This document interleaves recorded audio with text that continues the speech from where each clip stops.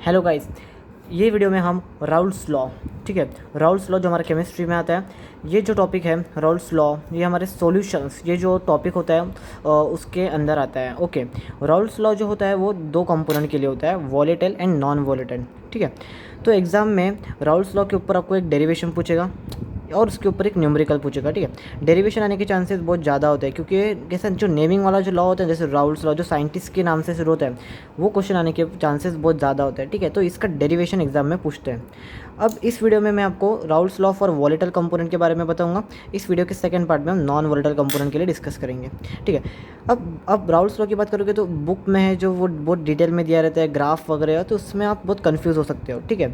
और उसके वजह से बहुत कन्फ्यूज़न होता है। तो इस वीडियो में मैं आपको जो पूरा आंसर रहेगा राउल्स लॉ का, उससे एग्जाम में अगर क्वेश्चन आया कि write the derive Raoult's law और write the derivation of Raoult's law, तो उससे कैसे डील करना है, ये मैं आपको इस वीडियो में प्रॉपर जो आंसर है वो बताऊंगा और एकदम सिंपल लैंग्वेज में बताऊंगा, ठीक है, जिससे आपको न्यूमेरिकल छुड़ाने में भी दिक्कत नहीं होगी, ठीक है। सो गाइस, शुरू करते हैं Raoult's law for volatile component.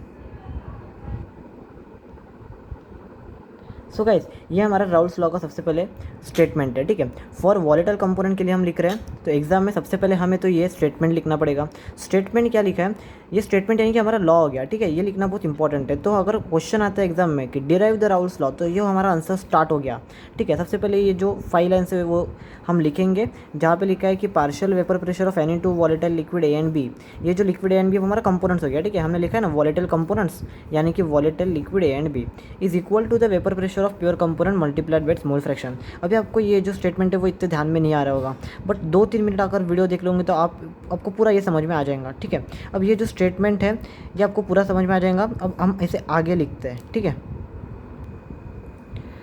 तो चलिए गाइस, हम आगे बढ़ते हैं। अब देखिए, अब आपने ये स्टेटमेंट तो लिख लिया, स्टेटमेंट हमने लर्न कर लिया होगा। अगर नहीं भी किया होगा तो भी आपको अभी समझ में आ जाएगा, ठीक है। यहाँ पे मैंने कुछ कंसिडर किया है। मैंने यहाँ पे क्या कंसिडर किया है, late P1 P2 P1 degree P2 degree x1 x2।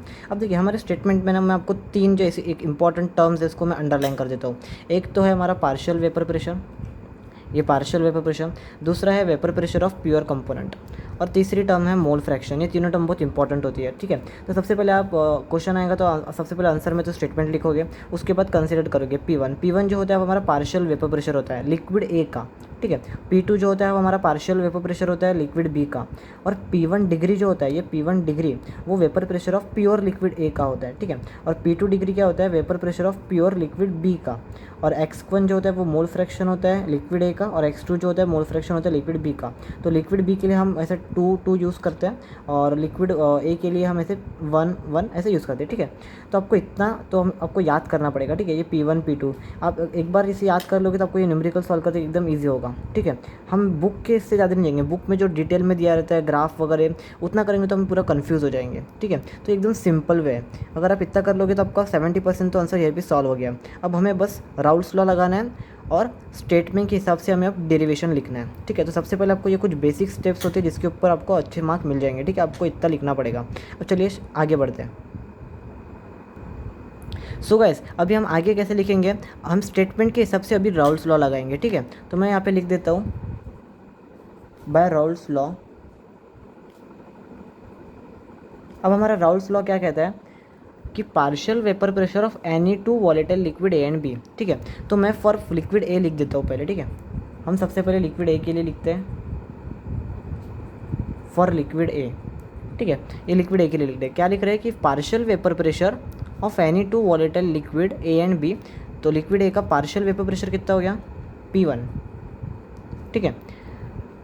Is equal to, यानी कि हमें इज़ इक्वल टू की साइन देनी है, ठीक है। Is equal to the vapour pressure of pure component, यानी कि vapour pressure of pure liquid A जो हमने P1 डिग्री से इंडिकेट किया है ना, multiplied by its mole fraction. अब उसका मोल फ्रैक्शन कितना है, x1, ठीक है। मल्टीप्लाइड यानी कि इंटू कर रहे हैं, बीच में कुछ नहीं है, P1 डिग्री और x1 किया यानी कि मल्टीप्लाई किया है, ठीक है। सो बस आपको ये स्टेटमेंट लर्न करना है, और जो कंसीडर हमने किया है P1 P2 P1 degree P2 degree x1 x2 वो आपको याद रखना है, और फिर स्टेटमेंट के हिसाब से आपको राउल्स लॉ लगाना है, ठीक है। तो पार्शियल वेपर प्रेशर लिखा जो इक्वल है किसके, vapour pressure of pure component multiply by mole fraction. अब आपने ये लिख दिया तो आपको ऑटोमेटिकली लिक्विड बी को भी लिखना आ जाएगा। अब लिक्विड बी के लिए कैसा आपको आराम से आ जाएगा, P1 है तो यहाँ पे P2 आ जाएगा, P2 degree multiplied by its mole fraction यानी कि P2 डिग्री x2, ओके। सो ये हमें 2 इक्वेशन मिल गए, ठीक है, यहाँ तक तो पूरा सिंपल हो गया, स्टेटमेंट के हिसाब से हमने लिख दिया। अब इसके बाद क्या लिखेंगे हम, टोटल वेपर प्रेशर। ठीक है, तो अब मैं स्टेटमेंट का वगैरह आपने लिख लिया होगा, स्क्रीनशॉट वगैरह ले लिया होगा, मैं इसको थोड़ा सा ऊपर कर देता हूँ। ठीक है, अब हम क्या करते हैं, टोटल वेपर प्रेशर लेते हैं दोनों का, जो हम P से इंडिकेट करेंगे। टोटल वेपर प्रेशर क्या हो जाएगा, P1 + P2, है ना, दोनों का सम हो जाएगा टोटल वेपर प्रेशर। तो यहाँ पे P1 कितना है हमारा, P1 डिग्री x1, और P2 कितना है, P2 डिग्री x2। ठीक है, ये मिल गया। अब मैं बहुत इंपॉर्टेंट एक पॉइंट बता रहा हूँ कि ये जो मोल फ्रैक्शन होता है ना, x1 और x2 दोनों का, ये दोनों का सम जो होता है वो ऑलवेज इक्वल्स टू 1 होता है। ठीक है, ये कई बार MCQ में भी आता है, और इसके ऊपर 1-2 मार्क का क्वेश्चन भी आ सकता है कि इन दो MCQ आता है ज़्यादा तो करके, कि इन दोनों का जो मोल फ्रैक्शन होता है वो ऑलवेज 1 रहता है प्लस। ठीक है, x1 + x2 always equal to 1। ठीक है, ये इंपॉर्टेंट है, बहुत इंपॉर्टेंट पॉइंट है। ठीक है, ओके। तो अब यहाँ से मैं क्या करूँगा, x1 की वैल्यू ले लूँगा, जो हो जाएगा 1 - x2। ठीक है, और यहाँ पे पुट कर दूँगा, इसे मैं इक्वेशन नंबर 1 दे देता हूँ, इसे इक्वेशन नंबर 2 देता हूँ। ठीक है, और यहाँ पे लिख देता हूँ कि पुट 2 इन 1। ठीक है, इससे आपको ध्यान में आ जाएगा। सो 2 को 1 में पुट किया तो क्या आ जाएगा, P = P1 डिग्री x1 की जगह आ जाएगा 1 - x2, और प्लस ये P2 degree x2 as it is आ जाएगा। ठीक है, तो ये P = ये हो गया P1 degree minus P1 degree x2 plus ये हो गया P2 डिग्री x2। ठीक है, तो इससे तो ये तो सॉल्व है, ये तो सिंपल कैलकुलेशन है। ओके, ये हम यहाँ से मैं x2 कॉमन निकाल दूंगा, तो ये P2 degree minus P1 degree हो जाएगा। ठीक है, ये x2 जो कॉमन निकाला।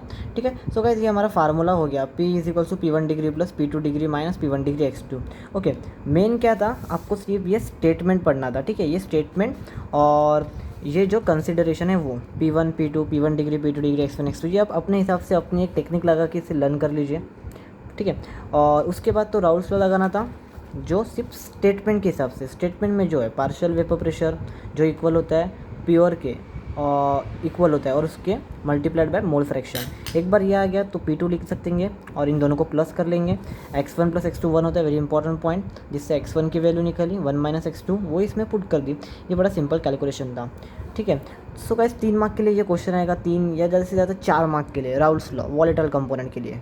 ठीक है, सो 3 या 4 मार्क के लिए इतना सफिशिएंट है, इस पर आपको पूरे मार्क्स मिल जाएंगे। न्यूमेरिकल की बात करें तो अगर आपने कंसिडरेशन जो मैंने बताया P1 P2 क्या होता है, P1 डिग्री, वो अगर आपने अच्छे से कर लिया तो आप न्यूमेरिकल से भी आराम से डील कर लोगे।